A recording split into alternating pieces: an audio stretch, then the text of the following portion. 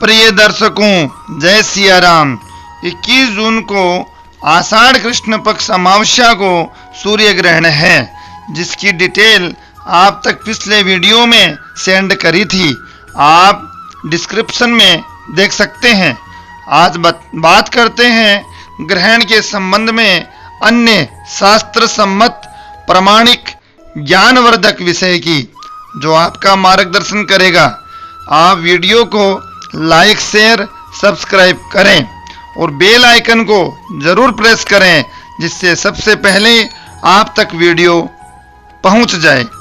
श्रीमद् भागवत के अष्टम स्कंद के 9वें अध्याय में ग्रहण का वर्णन किया गया है कि जब भगवान विष्णु मोहिनी रूप बनाकर देवताओं को अमृत पिलाने लगे, तब राहु देवताओं का रूप बनाकर उनकी पंक्ति में बैठ गया।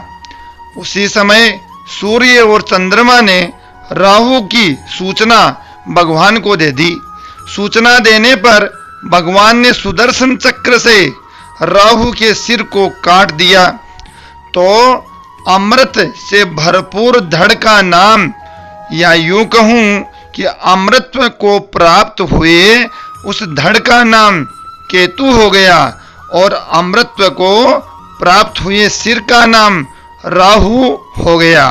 भगवान उसे ग्रह बना दिया, और इसी वेर के कारण पूर्णिमा को चंद्रमा की ओर और अमावस्या को सूर्य की ओर यह राहु और केतु दौड़ते हैं। यही पुराणों में ग्रहण का स्वरूप है। धर्मशास्त्रों में, श्रीमद् भागवत में ऐसा वर्णन है। ग्रहण का धर्मशास्त्रों में चंद्र ग्रहण का वाराणसी में और सूर्य ग्रहण का कुरुक्षेत्र में महत्व बताया है। श्रीमद् भागवत के 10वें स्कंद के उत्तरार्ध में लिखा है कि श्री कृष्ण के पिता वासुदेव जी सूर्य ग्रहण में कुरुक्षेत्र आए और उन्होंने वहां जाकर यज्ञ किया। ग्रहण के समय किया गया कुछ मंत्र जप भी साधारण समय में किए गए लाखों जप के बराबर होता है।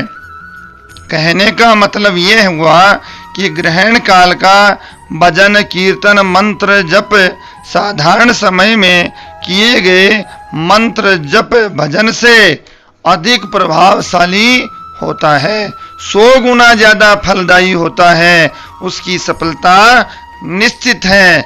ग्रहण सूतक समय में सभी वर्णों के धार्मिक जनों को भोजन नहीं करना चाहिए, क्योंकि सर्वेषामेव वर्णानां सूतकं राहु दर्शने, अर्थात सभी वर्णों को सूतक लगता है। ग्रहण में सभी वर्णों को सूतक बताया गया है, तो खाद्य पदार्थों में कुसा रखने से अपवित्र नहीं होते। क्यों नहीं होते? इसका कारण धर्मशास्त्रों में बताया है कि प्राय आदिकाल से ही ग्रहण काल में अनाज आदि में कुछ डालना चाहिए। क्या रहस्य है इसका? धर्मशास्त्र में लिखा है कि कुछ डालने से ग्रहण काल में जो अशुद्ध परमाणु होते हैं, उनका कुसा डाली हुई वस्तु पर कोई प्रभाव नहीं होता। यह डॉक्टरों का भी अनुभव है और शास्त्र सम्मत भी है। इसलिए निर्णय सिंधु में बताया गया है कि वारिताक्रार नालादि तिल दर्भेर न दुष्यति, अर्थात इस प्रकार से कुश में वो शक्ति है, ये ऐसी वनस्पति है जो सूक्ष्म परमाणुओं को जो ग्रहण समय में वातावरण में पैदा होते हैं, वो उस खाद्य वस्तु में प्रवेश नहीं कर सकते। अतः ग्रहण काल में जल आदि में कुसा डालने से वे दूषित नहीं होते हैं। इसलिए कुसा के आसन पर बैठकर योग साधना तथा भजन का विधान भी है।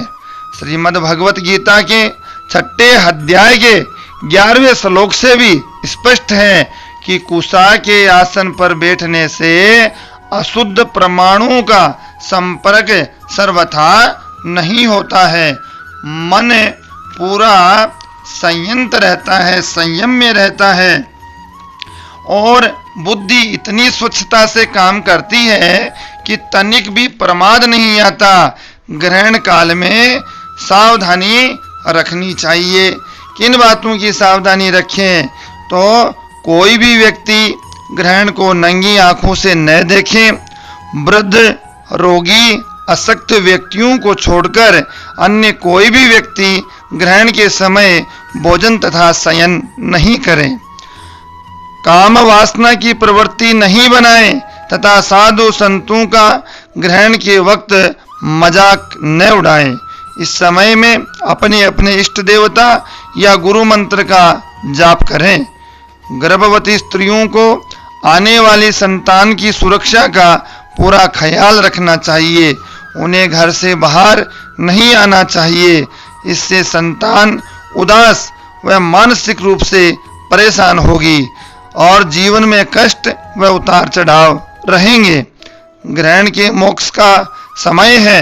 इसके बाद नदी, तालाब, सरोवर, मंदिरों के बाहर या घर पर गंगा जल या नर्मदा का जल ले सकते हैं और स्नान करें और इससे दुख दूर होंगे। शरीर के रोगों पर नियंत्रण होगा। मन में दया, करुणा के भाव जागृत होंगे और यथासंभव दान पुण्य करें, भजन कीर्तन करें। ये सब वर्णन धर्मशास्त्रों में मिलता है। अब बात करते हैं कि ग्रहण का किस राशि पर कितना प्रभाव पड़ता है और कितने दिनों तक पड़ता है। हर कोई भयभीत रहता है कि ग्रहण के समय राशि पर यदि प्रतिकूल प्रभाव है तो कितने दिनों तक रहेगा, ये उत्सुकता है। तो शास्त्रों में वर्णन है कि 1 महीने तक, ज्यादा से ज्यादा 1 महीने तक ग्रहण का जो प्रतिकूल प्रभाव राशि पर है वो देखने को मिलता है। इसलिए ज्यादा टेंशन न करें, 1 महीने तक ध्यान रखें। यह ग्रहण किन किन राशियों पर जो है प्रतिकूल रहेगा, तो मेष राशि, सिंह राशि, कन्या राशि, मकर राशि के लिए यह ग्रहण अच्छा रहेगा तथा वृषभ राशि, मिथुन राशि, तुला राशि, वृश्चिक राशि, धनु राशि, कुंभ राशि, मीन राशि पर यह अच्छा नहीं रहेगा या प्रतिकूल रहेगा। अब बताता हूँ शास्त्र सम्मत उपाय जो ग्रहण के समय करें या करे जाएं तो रुके कार्य होंगे, रोग ठीक होंगे, विद्या मिलेगी, बेरोजगारों को रोजगार मिलेगा। ऐसे प्रासंगिक, प्रामाणिक, शाश्वत सत्य आजमाए हुए उपाय हैं ग्रहण काल में सिद्ध करने के। तो जो व्यक्ति काल सर्प योग से ग्रसित है, अर्थात जिनकी कुंडली में काल सर्प योग है, उन्हें ग्रहण काल में काल सर्प शांति करवानी चाहिए। इस ग्रहण काल में करवाई गई काल सर्प योग शांति विशेष फलदायी रहती है। और दूसरा है कि बेरोजगारी व्यक्तियों को, तो बेरोजगार युवती और युवक हैं, वो कुश के आसन पर, कुशासन पर बैठकर और सात्विक प्रवृत्ति से गायत्री मंत्र के 11,000 जप करने से उनको निश्चित सफलता मिल जाएगी। और तीसरा उपाय कि जिन व्यक्तियों को अपार धन की इच्छा है और धनपति बनना चाहते हैं, विशेष प्रयत्न और मेहनत करने के बाद भी इतना धन नहीं मिलता कि वो अपनी इच्छाओं की पूर्ति कर सकें, तो ग्रहण काल में श्री यंत्र के सम्मुख श्री सूक्त या श्री यंत्र के बीज मंत्र अथवा कुबेर मंत्र का जाप करें। निश्चित धनवान की मनोरथ पूरा होगा। और अब बताता हूं अगला उपाय कि शरीर में किसी असाध्य रोग ने घर कर लिया है, रोग ऐसा जो मिटने में नहीं आ रहा, जो वैद्य और डॉक्टरों के समझ से बाहर हो चुका है, या यूं कहूं कि दवा काम ही नहीं कर रही, तो ग्रहण के समय रोगी के वजन के बराबर एक ही वस्तु अथवा अनेक प्रकार की मिली जुली वस्तुओं का दान करें, अर्थात तुला दान करें। इस तुला दान के प्रभाव से और ग्रहण काल में करे दान से निश्चित ठीक हो जाएगा। और अगला उपाय है कि कांसे के कटोरे में घी भरकर उसमें सोने का टुकड़ा डाल दें। रोगी इस पात्र में अपनी पूरी छाया पैर से मुंह तक देखें या सिर्फ अपना मुंह देखें और इस ग्रहण काल की समाप्ति के पश्चात दान कर दें तो निश्चित रूप से रोग निवृत्ति हो जाएगी।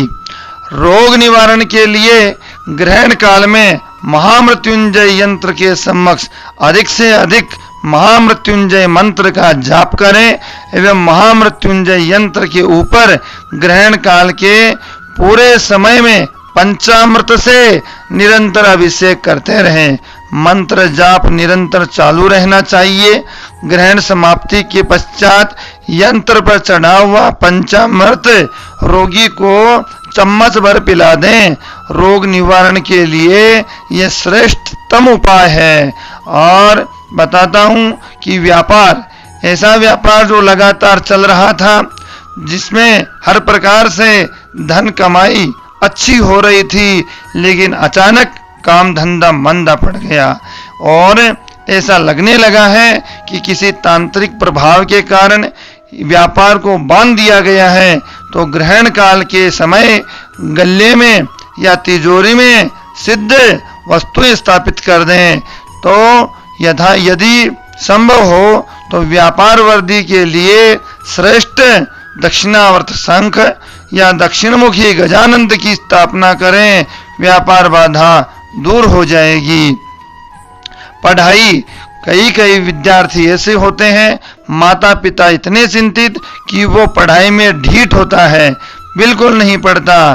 तो वर्णन है धर्मशास्त्रों में कि ओम नमो भगवते चंद्र प्रभा जिनेन्द्राय चंद्रमहिताय चंद्र कीर्ति मुखम रजनीम स्वाहा। इस मंत्र को ग्रहण के दिन रात्रि में जपने से श्रेष्ठ विद्या प्राप्त होती है। ढीठ से ढीठ भी पढ़ाई में अव्वल हो जाता है और अव्वल आने लगता है। धीरे धीरे काफी सुधार उस विद्यार्थी में देखने को मिलता है। और अगला उपाय बताऊं कि ओम आम हाम क्ष्मीम ओम ह्रीम सभी कार्यों की सिद्धि एवं वशीकरण में सफलता इस मंत्र से संभव होती है। ग्रहण काल से आरंभ कर 6 माह तक यदि ब्रह्मचर्य पूर्वक रोज इस मंत्र का जप कर लें तो ये मंत्र सिद्ध हो जाएगा और मनुष्य जिसका प्रभाव नहीं रहता था, हर कहीं उसे शर्मिंदा होना पड़ता था, उस व्यक्ति का प्रभावशील व्यक्ति हो जाएगा और अपने प्रभाव से उसके कई कार्य सही हो जाएंगे। इस प्रकार से आप वीडियो को निरंतर अपना स्नेह प्यार देते रहें। जय सिया राम, जय श्री कृष्णा।